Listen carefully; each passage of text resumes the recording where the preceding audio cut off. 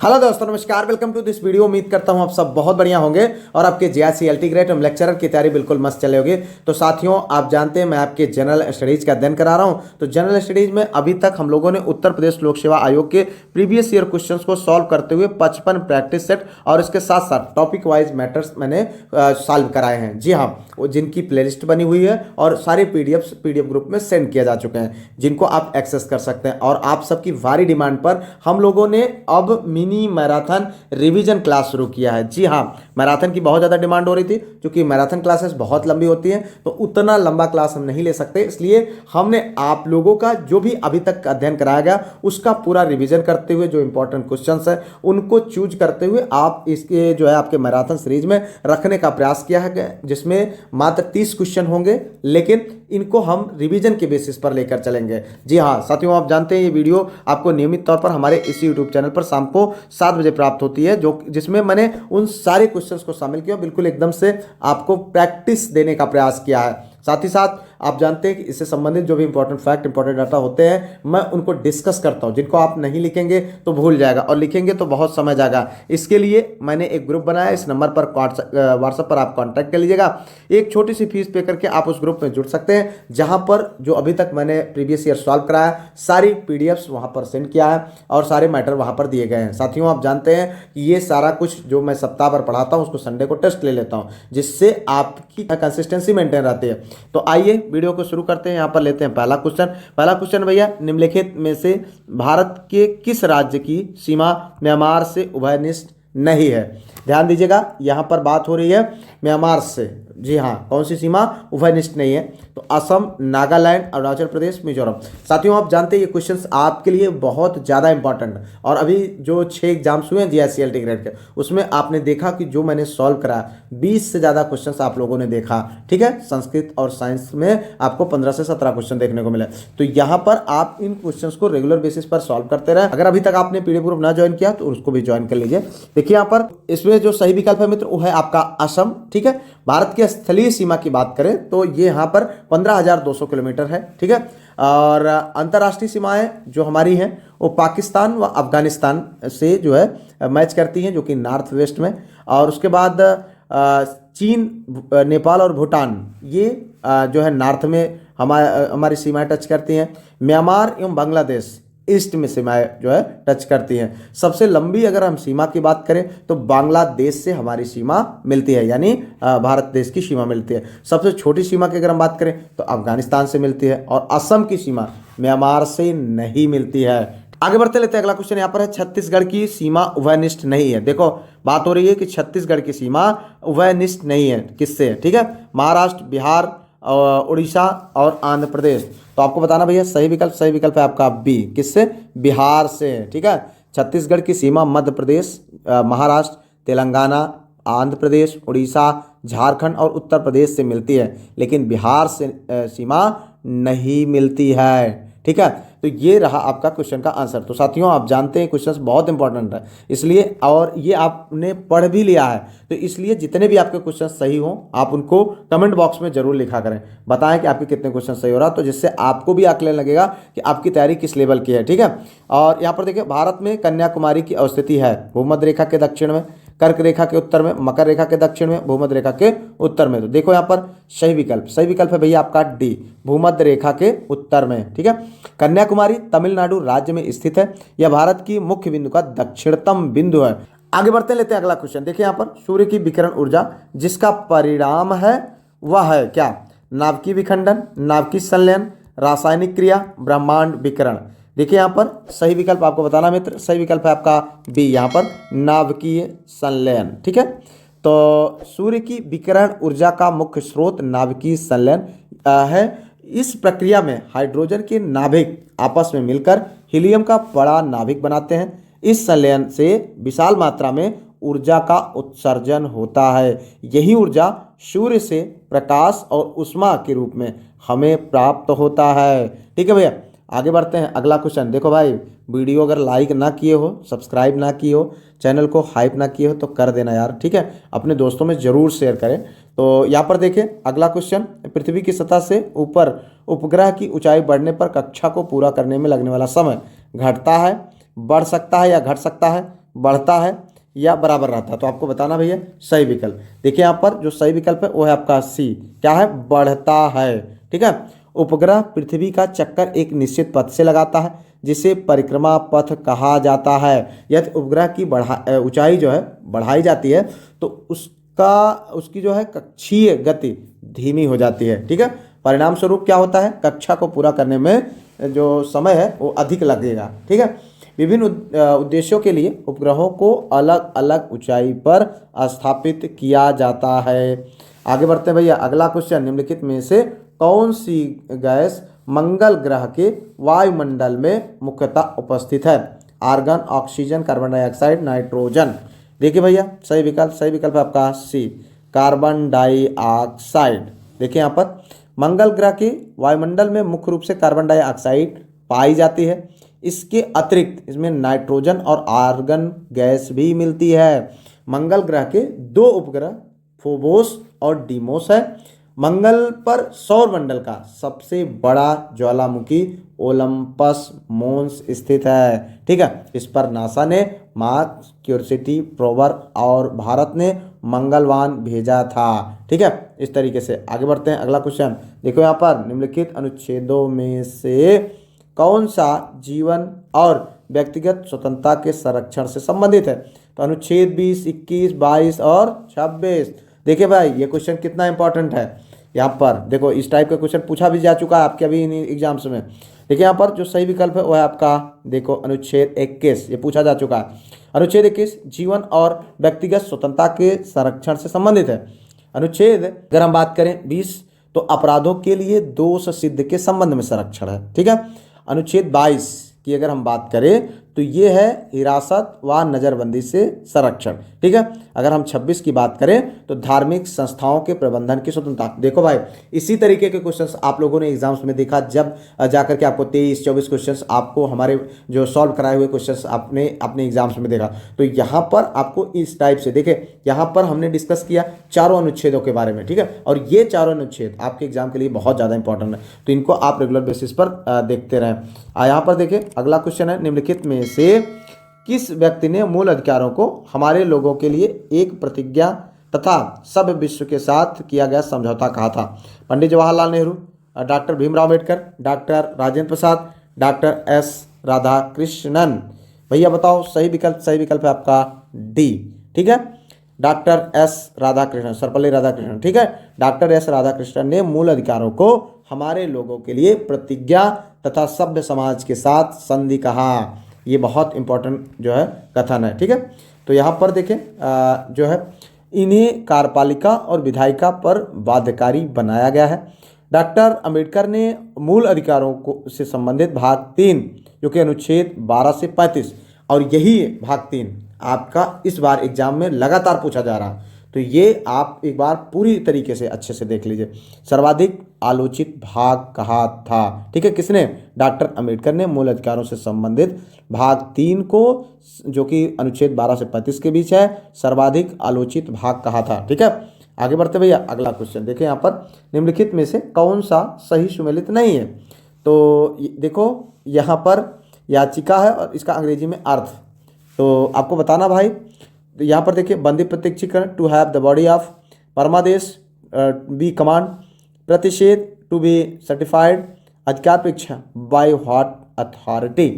तो यहाँ पर जो सही है यानी जो सही सुमेलित नहीं है वो है आपका सी। ठीक है। प्रतिषेध। ठीक है। तो अगर हम बात करें प्रतिषेध का तो रिट ऑफ प्रोहिबिशन होता है। ठीक है। ना कि टू बी सर्टिफाइड। तो यहाँ पर बाकी ये और ये सुमेलित है, यहाँ पर क्या हो जाएगा, टू बी सर्टिफाइड की जगह रिट ऑफ प्रोहिबिशन हो जाएगा। ठीक है। तो इस तरीके से आगे बढ़ते भैया। यहाँ पर अगला क्वेश्चन देखो, जीव विज्ञान नाम दिया गया किसके द्वारा? अरस्तु, लैमार्क, डार्विन और लिनियस द्वारा। यह भी क्वेश्चन बहुत जनरल है बट पूछा जा सकता है। देखिए यहाँ पर, तो यहाँ पर जो सही विकल्प है मित्र वो है आपका बी। क्या है? बी आपका लैमार्क द्वारा। तो सही विकल्प है। जीव विज्ञान का नाम सर्वप्रथम लैमार्क जो कि फ्रांस के थे एवं ट्रेविरेनस जो कि जर्मनी के नामक वैज्ञानिक ने 1801 ईस्वी में दिया। तो ये क्वेश्चन बन सकता है भाई, कब दिया गया नाम? 1801 में। किसके द्वारा? ठीक है। ये कहाँ से थे ये आपको जानना जरूरी है। डार्विन ने उत्तरजीविता के सिद्धांत को प्रतिपादन किया। लिनियस ने द्विनाम पद्धति को प्रतिपादित किया था। इन्हें वार्गिकी का पिता कहा जाता है। तो आगे बढ़ते हैं भैया, अगला क्वेश्चन, जंग लगने से लोहे का भार बढ़ता है घटता है वहीं रहता है अनिश्चित अब आपको बताना भाई, देखिए बढ़ता घटता वहीं रहता है, कौन होता है? देखिए यहाँ पर सही विकल्प है क्या? ये बढ़ता है। जंग लगने से लोहे का भार बढ़ता है। लोहे में जंग लगना रासायनिक परिवर्तन का उदाहरण है। लोहे को आर्द्रवायु में छोड़ देने पर उसके ऊपर लाल रंग की एक ढीली परत बैठ जाती है जिसे जंग या रस्ट कहते हैं। ठीक है, इस प्रक्रिया को जंग लगना, रस्टिंग ऑफ आयरन कहते हैं। लोहे पर यह जंग हवा की नमी और ऑक्सीजन के कारण लगता है। लोहे में जंग लगने से जो बना पदार्थ फेरिक ऑक्साइड होता है, यह भूरी परत के रूप में लोहे पर जम जाती है। तो आगे बढ़ते हैं भैया, अगला क्वेश्चन, प्रकाश का वेग अधिकतम होता है। तो हीरे में, पानी में, निर्वात में, हाइड्रोजन में। भैया देखो सही विकल्प है आपका सी, निर्वात में। क्या होता है? निर्वात में प्रकाश का वेग अधिकतम कहाँ होता है? निर्वात में। प्रकाश का वेग वस्तु अथवा पदार्थ के अपवर्तनांक पर निर्भर करता है। ठीक है, जिस वस्तु या पदार्थ का अपवर्तनांक ज़्यादा होता है उसमें प्रकाश की गति न्यूनतम होती है। हीरा, पानी, निर्वात और हाइड्रोजन में से निर्वात का अपवर्तनांक सबसे कम है। आगे बढ़ते लेते हैं अगला क्वेश्चन, देखिए अल्प विकसित अर्थव्यवस्था की सामान्यता विशेषता होती है। देखिए यहाँ पर प्रति व्यक्ति निम्न आय, पूंजी निर्माण की निम्न आय, निम्न आश्रितता अनुपात, तृतीयक क्षेत्र में अधिक कार्यबल शक्ति का होना। तो आपको बताना भाई सही विकल्प। देखिए यहाँ पर कूट दिया है 1 2 2 3 3 4 1 4। तो यहाँ पर जो सही विकल्प है मित्र वो है आपका पहला वाला। ठीक है, 1 और 2। अल्प विकसित अर्थव्यवस्था शब्द ऐसे राष्ट्रों के लिए प्रयोग किया जाता है जहाँ के लोगों का रहन सहन का स्तर काफ़ी नीचा होता है, क्योंकि वहाँ पर उत्पादकता का स्तर कम एवं जनसंख्या का स्तर अधिक होने से प्रति व्यक्ति आय का स्तर निम्न पाया जाता है। ठीक है, अल्प विकसित अर्थव्यवस्था की विशेषताओं की अगर हम बात करें तो निम्न जीवन स्तर, निम्न प्रति व्यक्ति आय, जनसंख्या वृद्धि की ऊंची दर, बेरोजगारी, पूंजी निर्माण की निम्न दर, जो है परिसंपत्तियों का दुष्पूर्ण वितरण। ठीक है, और अर्थव्यवस्था में कृषि क्षेत्र का आधिपत्य। कुल अल्प विकसित अर्थव्यवस्थाओं में अपनी गरीबी कम करने, आय के स्तर को बढ़ाने का सामर्थ्य पाया जाता है, इसलिए उन्हें विकासशील अर्थव्यवस्थाएं भी कहा जाता है। आगे बढ़ते हैं भैया, अगला क्वेश्चन, भारत में कुल भौगोलिक क्षेत्र में उत्तर प्रदेश का कितना भौगोलिक प्रतिशत है?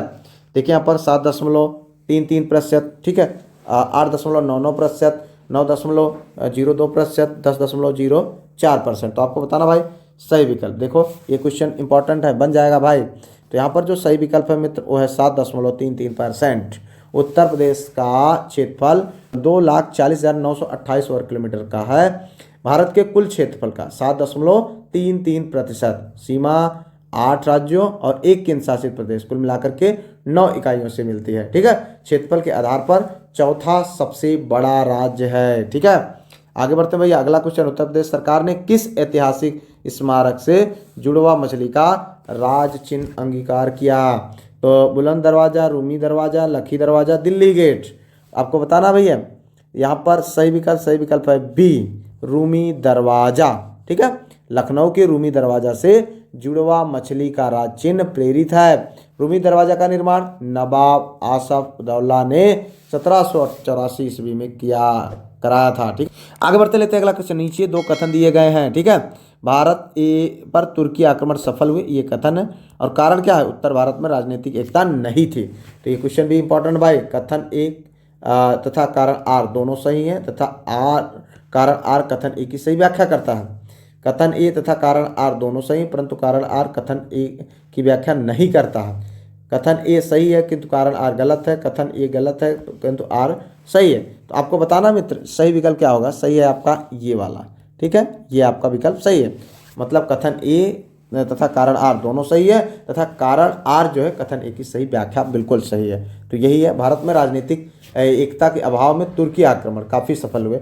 इस प्रकार कथन और कारण दोनों सत्य हैं, क्योंकि आप जानते हैं कि भारत बहुत कई भागों में विभाजित था, जिसका मन होता था जहाँ कोई भी बाहरी आकर के आक्रमण करके एक हरा करके चला जाता था। हर गली में एक राजा बैठे रहते थे। ठीक है, इससे ये चीज़ थी कि अरबों के पश्चात तुर्कों ने भारत पर आक्रमण किया। भारत पर आक्रमण करने वाले प्रथम अरबी मुसलमान जो मोहम्मद बिन कासिम था, जबकि भारत पर आक्रमण करने वाला प्रथम तुर्की मुसलमान सुगुप्तगीन था। ठीक है, सुगुप्तगीन की मृत्यु के उपरांत उसके पुत्र महमूद गजनबी ने भारत पर कुल 17 बार आक्रमण किया था। ठीक है, आगे बढ़ते हैं मित्र। अगला क्वेश्चन, निम्नलिखित में से किसने अजमेर में सरस्वती मंदिर नामक एक शिक्षा संस्था की स्थापना की? देखिए यहाँ पर वाकपत राज, दुर्लभ राज, विग्रह राज, पृथ्वी राज। तो भैया बताओ सही विकल्प है आपका सी, विग्रह राज। ठीक है, चौहान शासक विग्रह राज चतुर्थ या बीशल देव एक प्रतापी राजा था और उसने हिमालय से विंध्य पर्वत के बीच की सारी भूमि पर अधिकार कर लिया। यह यशस्वी कवि और लेखक भी था। उसने हरिकेल नामक नाटक की रचना की। वह स्वयं तो कवि था ही, कवियों और विद्वानों की परंपरा को सतत चालू रखने के लिए अपनी राजधानी अजमेर में उसने सरस्वती मंदिर नामक एक विश्वविद्यालय की स्थापना की। इसी विद्यालय पर कुतुबुद्दीन ऐबक ने एक मस्जिद बनवाया, जिसे 2.5 दिन का झोपड़ा का निर्माण कराया। ठीक है, आगे बढ़ते लेते अगला क्वेश्चन। भारत में प्रथम पूरा स्तर युगीन औजार की खोज का, जिससे देश में प्रागैतिहासिक अध्ययन का रास्ता खुला, श्रेय किसको जाता है? ठीक है, देखिए यहाँ पर 4 विकेट बर्किट, डी टेरा एवं Paterson, RB Foote, H D Sankalia. तो भैया बताओ सही विकल्प है आपका सी, आरबी फुट। ठीक है, क्या विकल्प सही? RB Foote. भारतीय भूतत्व सर्वेक्षण विभाग के विद्वान भूवैज्ञानिक रॉबर्ट ब्रूसफुट को भारतीय प्रागैतिहासिक काल का जनक कहा जाता है। 1863 में रॉबर्ट ब्रूसफुट ने सबसे पहले पूरा प्रस्तर युगीन प्रथम हैंड एक्स की खोज मद्रास के पल्लवपुरम स्थान से की थी, जिसके फलस्वरूप भारत में प्रागैतिहासिक काल के अध्ययन का रास्ता खुल गया। ठीक है, आगे बढ़ते हैं भैया। अगला क्वेश्चन, असम में सर्वप्रथम चाय कंपनी की स्थापना कब हुई? 1835, 37, 39, 41। तो भाई देखो सही विकल्प है आपका सी, 1839। द असम कंपनी भारत की सबसे पुरानी व्यावसायिक चाय कंपनी है। इसकी स्थापना 1839 में 5 लाख की पूंजी से असम में हुई थी। ठीक है, आगे बढ़ते हैं भैया। अगला क्वेश्चन देखो यहाँ पर ये है आपका 1750 में डिंडीगुल मैसूर में आधुनिक शस्त्रागार की स्थापना किसने की थी? नटराज, हैदर अली, देवराज, चिक्का, कृष्णराज। भाई बताओ सही विकल्प है आपका बी, हैदर अली। ठीक है, तो यहाँ पर देखें हैदर अली दक्षिण भारत के मैसूर राज्य के सुल्तान थे। 1755 ईस्वी में फ्रांसीसियों की मदद से डिंडीगुल जो कि तमिलनाडु में आधुनिक शस्त्रागार स्थापित किया गया। इनके समय में प्रथम आंग्ल मैसूर युद्ध 1767 से 69 ईस्वी में हुआ था। ठीक है, आगे बढ़ते हैं। अगला क्वेश्चन, गुरु नानक का सबसे तीक्ष्ण प्रहार था पर्दा प्रथा पर, बाल विवाह पर, जाति व्यवस्था पर, सती प्रथा पर। भाई देखो सही विकल्प है आपका सी, जाति व्यवस्था पर। ठीक है, गुरु नानक का सबसे तीक्ष्ण प्रहार जाति व्यवस्था पर था। उन्होंने कहा ना कोई हिंदू ना कोई मुसलमान, यह उनके सिद्धांतों का सार है जो समानता और भक्ति पर आधारित था। ठीक है, जात धर्म को नहीं मानते थे वो। यहाँ पर आगे देखो 2011 की जनगणना के अनुसार भारत का लिंगानुपात क्या था? 946 महिलाओं हर 1000 पुरुष पर, 945 महिलाएं हर 1000 पुरुष पर, 940 महिलाएं हर 1000 पुरुष पर, 933। तो यहाँ पर जो सही विकल्प है मित्र वो है आपका सी। ठीक है, 940 महिलाएं हर 1000 पुरुष। देखो यहाँ पर आयोग ने यही माना है। 2011 की जनगणना के अनुसार भारत का लिंगानुपात 943 महिलाएं हर 1000 पुरुष पर है, चूँकि वो विकल्प में नहीं है। तो लेकिन अब चूँकि आयोग ने 940 महिलाएं हर 1000 पुरुष पर माना है और इसी वजह से जो है आयोग के अनुसार ये इस क्वेश्चन का आंसर यही है, तो इसलिए मैं आप लोगों को यही बता रहा हूँ। आगे बढ़ते भाई। अगला क्वेश्चन देखो, निम्नलिखित में से कौन सी फसल भारतीय मूल की नहीं है? गन्ना, मक्का, चावल, आम। क्या है? गन्ना, मक्का, चावल और आम। कौन सी फसल भारत मूल की नहीं है? तो आपको बताना भैया सही विकल्प है आपका बी, मक्का। ठीक है, मक्का जो है भारतीय मूल की फसल नहीं है। इसका जन्म स्थान मध्य अमेरिका है। ठीक है, मक्का भारत में 16वीं शताब्दी के अंत में आया और 18वीं शताब्दी में इसकी खेती का व्यापक प्रचलन हुआ। अगर हम बात करें गन्ना, चावल और आम, ये भारतीय मूल की फसल है। आगे बढ़ते हैं अगले क्वेश्चन की ओर। देखिए यहाँ पर चंद्रयान 2 अंतरिक्ष यान को प्रक्षेपित करने के लिए इसरो द्वारा किस जियोसिंक्रोनस उपग्रह प्रक्षेपण यान का प्रयोग किया गया था? तो यहाँ पर आपको बताना भाई 4 विकल्प दिए गए हैं। 4 विकल्पों में जो सही विकल्प है वो है GSLV MK3 M1, यही है। 22 जुलाई 2019 को भारत के द्वितीय चंद्र मिशन जो है चंद्रयान 2 का प्रक्षेपण सतीश धवन अंतरिक्ष केंद्र श्रीहरिकोटा से किया गया। ठीक है, GSLV MK3 M1 द्वारा। और जो है लक्ष्य इसका था चंद्रमा के दक्षिणी ध्रुव पर सॉफ्ट लैंडिंग, परंतु लैंडर सफल नहीं हो सका था। आगे बढ़ते लेते हैं अगला क्वेश्चन। यहाँ पर देखो, केंद्र सरकार ने सितंबर 2025 ठीक है में RBI का नया डिप्टी गवर्नर किसे नियुक्त किया है। देखो यहाँ पर ये इंपॉर्टेंट क्वेश्चन है भाई। राजेंद्र किशोर, विनोद अग्रवाल और विजय कुमार, श्रीश चंद्र मुर्मू। तो देखो यहाँ पर ये पढ़ाया भी जा चुका है, आपको बताना है सही विकल्प है डी, श्रीश चंद्र मुर्मू। ठीक है, तो प्रभावी तिथि यह होगी 9 अक्टूबर 2025 से प्रभावी हो गई है। कार्यकाल इनका यह नियुक्ति 3 वर्ष की अवधि के लिए है, जिनका जो कि ये स्थान लेंगे M राजेश्वर राव की जगह। ठीक है, जिनका कार्यकाल 8 अक्टूबर 2025 को समाप्त हो गया। आगे बढ़ते हैं भैया अगला क्वेश्चन। देखिए यहाँ पर CP राधाकृष्णन भारत के कौन से क्रम के उपराष्ट्रपति बने, 14वें, 15वें, 16वें, 17वें। तो इस तरीके से क्वेश्चन बन जाएगा भाई। तो यहाँ पर देखो ये होंगे आपके बी यानी 15वें। ठीक है, ये चीज़ आपको बताई भी जा चुकी है। राधाकृष्णन ने 12 सितंबर 2025 को शपथ ली है। शपथ किसने दिलाई? राष्ट्रपति द्रौपदी मुर्मू ने नई दिल्ली स्थित राष्ट्रपति भवन में उन्हें शपथ दिलाई गई। ठीक है, आगे बढ़ते भैया अगला क्वेश्चन देखिए। यहाँ पर देश के 15वें उपराष्ट्रपति का चुनाव किसने जीता। तो अभी हम लोगों ने देखा जैसे यहाँ पर CP राधाकृष्णन सही विकल्प है यहाँ पर। ठीक है, तो इस तरीके से आप इनको देखें। उम्मीदवार जो है ये NDA के उम्मीदवार थे, जबकि इनके सामने इंडिया गठबंधन के प्रत्याशी सुदर्शन रेड्डी थे, सुप्रीम कोर्ट के सेवानिवृत्त जो न्यायाधीश थे। और इनमें दोनों में मतों का अंतर, राधाकृष्णन को 452 प्रथम वरीयता वोट मिले, जबकि सुदर्शन रेड्डी को 300 वोट मिले। ठीक है, उन्होंने 152 वोटों के अंतर से जीत दर्ज किए। ठीक है, यहाँ पर देखिए आगे बढ़ते हैं अगला क्वेश्चन। ये है केंद्र सरकार ने देश का नया लेखा महानियंत्रक कंट्रोलर जनरल ऑफ अकाउंट्स नियुक्त किया किसे। TCA कल्याणी, मधुमिता वासु, VK सुंगलू, शशि चंद्र। तो भाई बताओ सही विकल्प। सही विकल्प है ये पहला वाला TCA कल्याणी, ये आपका सही विकल्प है। ये जो है 1991 बैच के भारतीय सिविल लेखा सेवा ICAS की अधिकारी हैं। उन्होंने 1 सितंबर 2025 को कार्यभार जो है संभाला था। और CGA की भूमिका यह होती है कि यह वित्त मंत्रालय के व्यय विभाग के तहत काम करता है। यह लेखा मामलों पर केंद्र सरकार का प्रधान सलाहकार होता है। केंद्र सरकार के खातों को जो है तैयार करने, आंतरिक लेखा परीक्षक और राजकोषीय घाटे की गणना की जिम्मेदारी CGA की होती है। ठीक है, आगे बढ़ते भैया अगला क्वेश्चन, सेकंड लास्ट। देखो यहाँ पर भारतीय खाद्य सुरक्षा एवं मानक प्राधिकरण के नए CEO 1 सितंबर 2025 को कौन बने। राजन कोहली, विनोद शर्मा, अजय रूपम, रजित पुन्हाने। भाई बताओ सही विकल्प। सही विकल्प है रजित पुन्हानी। कौन है? रजित पुन्हानी। ठीक है, तो यहाँ पर FSSAI के सब के बारे में थोड़ा सा हम जानते हैं। अधिकारी रजित पुन्हाई बिहार कैडर के 1991 बैच के IAS अधिकारी हैं। स्थापना उनका खाद्य सुरक्षा एवं मानक अधिनियम 2006 के तहत हुआ। मंत्रालय ये जो है स्वास्थ्य एवं परिवार कल्याण मंत्रालय के अंतर्गत आते हैं। मुख्यालय इनका नई दिल्ली है। आगे बढ़ते हैं भैया अंतिम क्वेश्चन। देखिए यहाँ पर constitutional club of India CCI के महासचिव का चुनाव किसने जीता। संजीव बलियान, राजीव प्रताप रूडी, अमित शाह, VK सिंह।